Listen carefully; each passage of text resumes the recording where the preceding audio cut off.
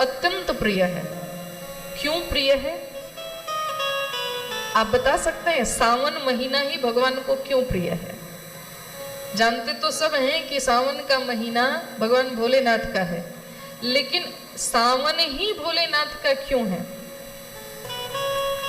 शास्त्रों में बड़ी चर्चा आती है। हम एक दो उदाहरण रखेंगे आपके सामने। अभी आप सबों ने सुना भगवान को अभिषेक बहुत प्रिय है। जितना आप जल चढ़ाएंगे भोलेनाथ उतने प्रसन्न होंगे आपसे। तभी तो आप देखेंगे कि मंदिर में जलढरी रखी जाती है, कलश भर करके जल का, और भगवान भोलेनाथ पर 24 घंटे अभिषेक होते रहता है। तो जितना आप जल चढ़ाएंगे भोलेनाथ आपसे उतना ही प्रसन्न होंगे।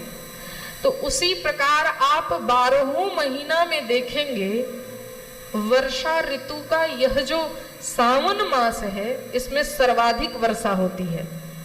तो मानो प्रकृति के द्वारा, स्वर्ग के देवताओं के द्वारा, इंद्र के द्वारा निरंतर यह महादेव का अभिषेक हो रहा है।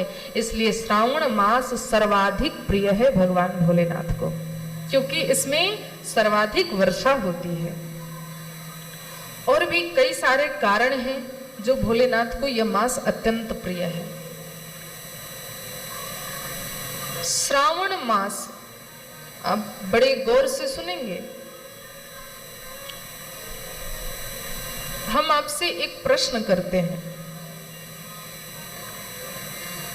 भोलेनाथ को प्रसन्न करने के लिए तो अभी अनेकों उपाय आपको बताए गए। जलाभिषेक, रुद्राभिषेक करिए, सब कुछ करिए, लेकिन क्या आपको पता है कि भोलेनाथ को सबसे प्रिय चीज क्या है? इससे भी ज्यादा प्रसन्न भोलेनाथ किस चीज से होंगे? आप बताइए। भोलेनाथ सबसे ज्यादा प्रसन्न किस चीज से होते हैं जी?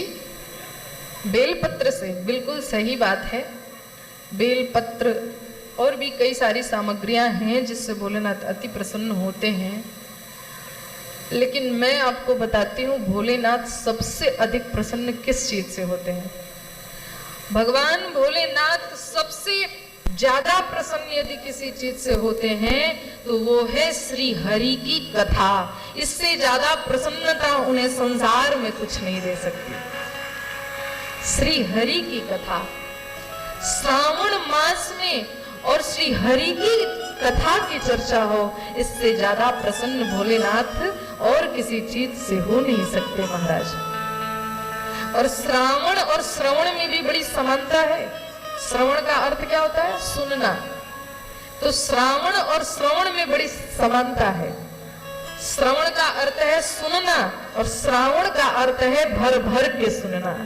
इसलिए हम सबको जो यह 7 दिवसीय भागवत का आयोजन हुआ है, 7 दिनों तक निरंतर इसका लाभ लेंगे और भोलेनाथ को प्रसन्न करेंगे।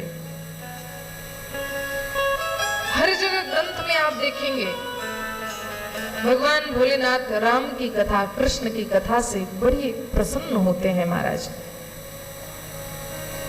और सच पूछो तो कथा श्रवण से सरल भक्ति कुछ हो भी नहीं सकती। श्रवण भक्ति का प्रथम लक्षण है। नौधा भक्ति जो बताया गया है उसमें पहली भक्ति यदि कोई है तो